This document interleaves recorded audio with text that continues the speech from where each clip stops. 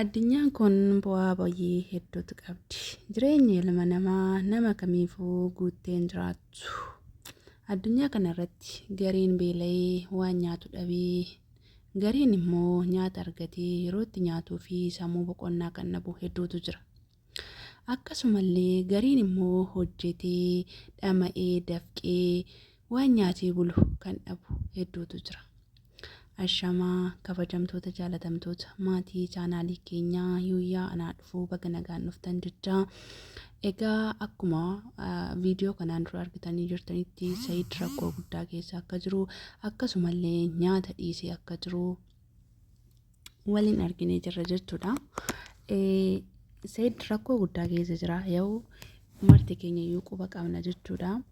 Akkuma nama kamii, akkuma ilma namaa tokkoo gaa'ila lama dhaabbatee ji'oota lamaan dura jireenya kontiraadha jedhee karoorfatee erga gaa'ila isaa dhaabbatee booda ilmaan kiyyan arga jedhee imala isaa gara biyya Yemanitti taasisee ture. Sa'iid erga Yemen seenee booda rakkooleen garaagaraa irra gahanii turan. Akkasuma ijoollee isaas argachuu hin dandeenye, haadha manaa isaa duraas yookaan immoo bultii isaa ganamaattis deebi'uu hin dandeenye.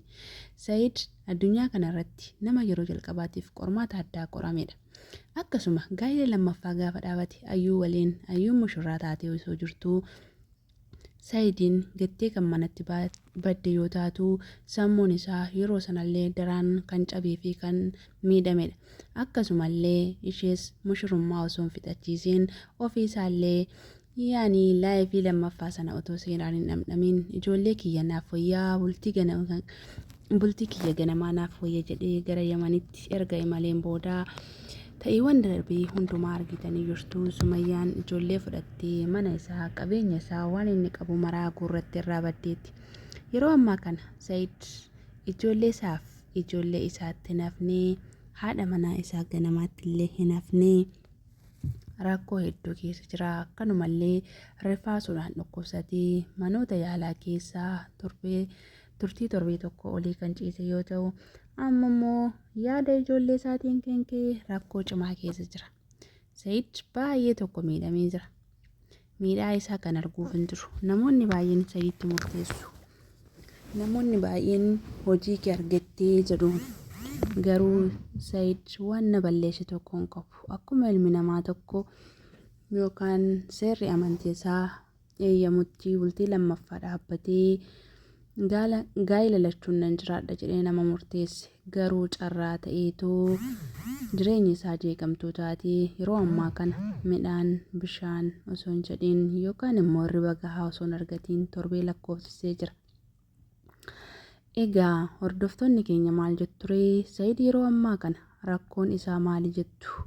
Wanni kun piraankiidha moo mariidhaan gochaa jiru moo lakkii immoo Sumayyaan ijoollee furattee baddee riiliidhuma ijoollee furattee baddee yaada ijoollee isaatiin nyaata dhiisee miidhamaa jira jettu?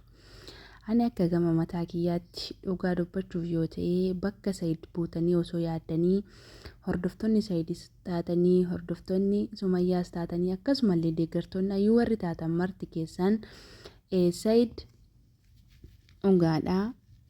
Namni kamiyyuu dhala isaatti kan gammadu yoo ta'u, ilmaan kiyyan arga jedhee haadha manaa lammaffaa godhatellee yookaan gaa'ila lammaffaa uummatillee waliin osoo hin jiraatiin imala isaa yeroo geessee dhufee yookaan asi nafni yookaan achi nafni jidduutti kan rakkate jechuudha. Egaa nama ta'e kan dogoggorre hin jiru jechuudha. Addunyaa kanarratti namni foonii kamiyyuu ni dogoggora. Dogoggora isaarraa waa barachuus hubachuus danda'a. Sumayyaan haa loltuyyuu malee hamma kamiyyuu haa faccistu malee ijoolleen kun boru abbaa kiyya jechuun ooltu. Sababiin isaatiyyuu yeroo ammaa kanatti sabiyyii waan ta'anii fi dubbachuullee hin danda'anii dubbatanillee mirgi isaanii namni baasee fi dubbatu hin jiru jechuudha. Garuu boru iftaanii ijoolleen kun yaa abbaa jechuu hin oolanii. abbaa isaaniitti iyyuu hin oolanii, abbaa isaanii waammachuu hin oolanii jechuudha. Walumaa galatti rabbii Saayidis Ayyuus walitti deebisee jireenya isaanii ganamaa, gaa'ila isaanii ganamaa, jaalala isaanii ganamaa yookaan immoo laayivii nuti ijaan arginu sana yeroo isaan diraamaa hojjetan, yeroo isaan piraankii hojjetan, wantoota garaagaraa gidi isaan hojjetan walitti deebi'anii dogoggora Saayidiifis dhiifama gootee fi Ayyuullee jireenya isaa akkuma waliin itti fufuu taasiste dhiifama osoo gootee fi gammachuun kiyya daangaa hin qabu jechuudha. Maaliif namadha waan ta'eef namni tokko jechuudha jiruuf jireenya isaa keessatti faasilitii ittiin jiraatu, haala kamiin akka jiraatu, haala kamiin akka galuu fi karoora mataa isaati qaba jechuudha. Saayidis ilma dhiiraati. Maaliyyuu yoo ta'e dhiiradha waan ta'eef Sumayyaa irraas nikaa qaba, haadha manaa isaati jechuudha.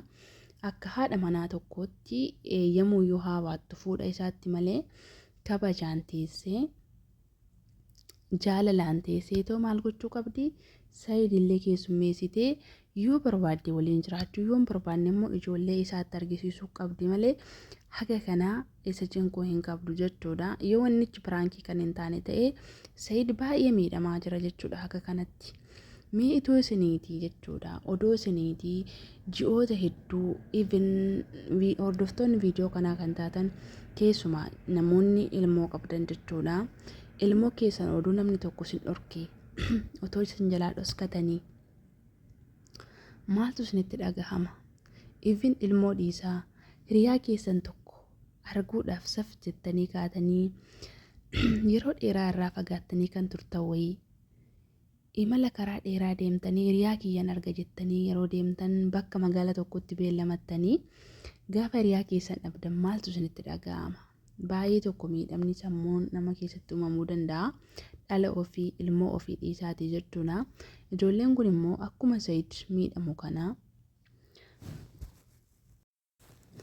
akkuma Saayid miidhamee yaadaan cinqamee qalbii cabu kana ijoolleen isaas bakka jiraatanii maaliyyuu yoo ta'e ilmi namaa abbaa malees hin bareedu, haadha malee hin bareedu. Even umurii ijoollummaatti jechuudha haatiif abbaa wal bira yoo jiraatanii baay'ee tokko filatamaa ta'a jechuudha. Ani jireenya kee keessatti jireenya gola hambaatti dabarse kana keessatti ijoollee abbaan bira hin jirren guddisa ture dhugaadha. Mana kanatti amma jechuudha mucayyoon ani guddisuu abbaan as hin jiru jechuudha. Haadha duwwaatu jira.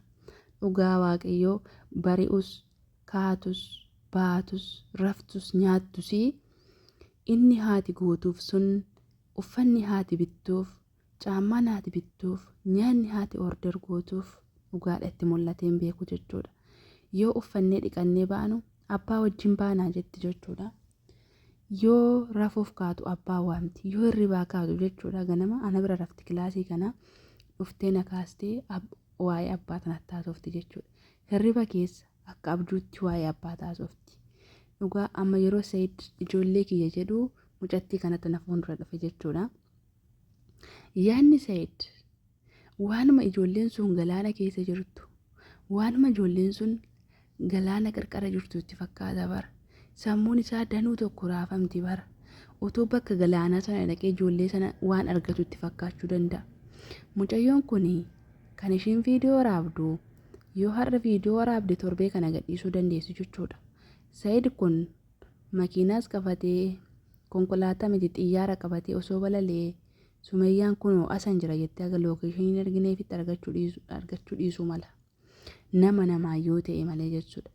Garuu immoo jaalalaan jaarsummaa godhee maatii ishees firoottan ishees jiraamotiire namoota gurguddaa kana walitti qabeetu yoo jara qindeeffatee jara karaa jalaatiin ijoollee isaas argachuu danda'a, maatii isaas argachuu danda'a jechuudha. Haala kulluwaal waan hundaaf iyyuu Waaqayyo gaariidha. Dhugaa ana akka kiyyatti Waaqayyo ilmaan isaa wajjin wal isaa argisiisu. Dhugaa dubbachuuf yoo ta'e inni ulfaata jechuudha. Danuu ulfaata. Waaqayyoon ijoollee isaa waliin wal isaan argisiisu.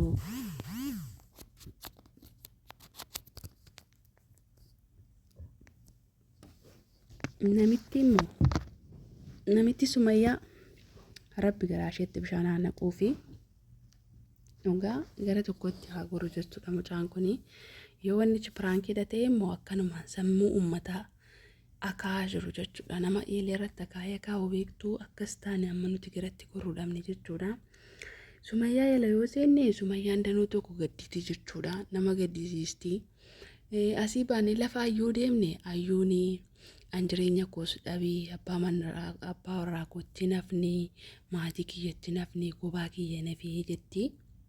Sumayyaan ayyuun abbaa ijoollee kiyyaa narraa fudhattee ijoolleen kiyya abbaa malee hafanii jetti ni boochi jechuudha. Sayidii ayyuudhaaf ayyuu faana jireenya isaan jiraanne biyya abbaa isaa keessaa ijoollee isaaf jecha gaa'ela bareedduu dhaabbate torban osoo hin gahiin imala isaa gara Yaman godhee deemeetu ijoollee isaa hin arganne haadha manaa isaa ganamaa hin arganne jechuudha. Jireenyi isaa kun dhugaa qilleensuma taate jechuudha. Maaliif gubataa marqaa hubataa targaa jedhamti ree Oromoon tarii yoona kana jechuudha. Sammuun isaa waa baay'ee yaaduu danda'a. Tarii odoo mucayyoo kana faana gaa'ela dhaabbachuu baadhee ilmaan kiyya amma kana natti hin dukkanaa'anii jechuu danda'a. Guyyaatu natti dukkanaa'ee jechuu danda'a. Bar dhiphachuu danda'a, yaaduu danda'a. Asirraa namoonni danuu barachuu dandeenya jechuudha. Jireenya keenya boruu keessatti waan kamiyyuu gaafa goonu murteessuun nu barbaachisa jechuudha. Akkan Sayidii irraa argutti jechuudha. Maaliif gaafa waan tokko goonu badaas haa ta'u gaarii jechuudha. Wanni kun yoo ta'e akkas haa ta'u yoo ta'u baatee haa ta'u jechuudha malee amma Sayid yoo Sumayyaan ijoollee kun dhoowwattee sammuu kiyya amansiisee ayyuudhuma duuka jiraadha jedhee jalqaba odoo amansiise ta'e har'a miidhamaa ta'uu hin danda'u jechuudha. Akkuma isin argitan hajiin yoo si dhukkubaa jiraate gara mana yaalaatti deebii jechuun it is big yaani big what big hard baay'ee ulfaata jechuudha. Mana yaalaatti deebisuun ammas ni cima badanuu eenyuu fi ayyuudhaaf cima jechuudha. Ayyuun abbaa manaa isheeti waan ta'eef nama jalqabaa isheeti waan ta'eef yeroo dhiyooti kan isheen gaa'ela waliin dhaabbatte waan ta'eef meebii miidhamuu dandeessi jechuudha. Walumaa galatti rabbi gidduu isaanii haa goru. Wanti waaqayyoof dadhabame hin jiru. Jidduu isaaniitti araara jaalala jechuudha. Jaalalli mo'aadha waan ta'eef danda'aadha waan ta'eef laphee mutattee cabsee Sayidiin torbee kana ijoollee isaa waliin walaa argisiisu. Egaa hordoftoonni kiyyaa jalqabaa kaatanii haga sa'a kanaatti kan na hordoftan guddaa galatoomaa ulfaadhaa hedduun isin jaalladhaa. Akkasumallee yoo viidiyoon kiyya isinitti tole yaadni kiyya dubbiin kiyya yoo isinitti tola kan isinitti tolu ta'e laayik gochuu hin dagatinaa, sheer gochuu hin dagatinaa. Mana kana mana iftuu bariituuf maamila keessan godhachuu hin dagatinaa. Yeroo kamiyyuu filannoon keessan iftuu bariiftuu bahaa ta'uun isiniin jedha.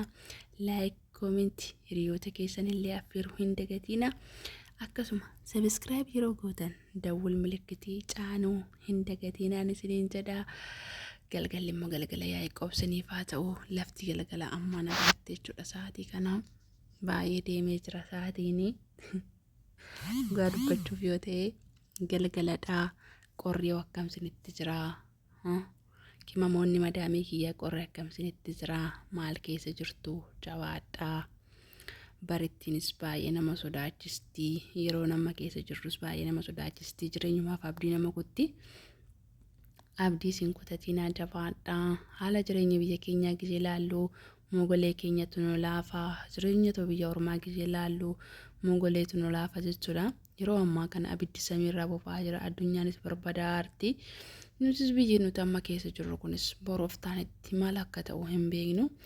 Mara keenyayyuu warroota biyya ormaa keessa jirru of jijjiirra maatii keenya jijjiirra jennee jireenya keenya gannee jireenya mana hambaa keessatti dabarsaa jirru. Waaqayyoo karaa nagaa, maatii nagaa, biyya keenya biyya jaalalaa godhee nagaan deebisee gara biyya keenyaatti akka nu galchuu akkasumallee akka amantii keenyaatti kiristaana islaamaa osoo hin jedhin gara mana amantaa keenyaa deemnee nama qalbii jijjiirratee barittii kana amantiidhaan keessa darbu rabbi nu haa taasisnu isiniin jedha.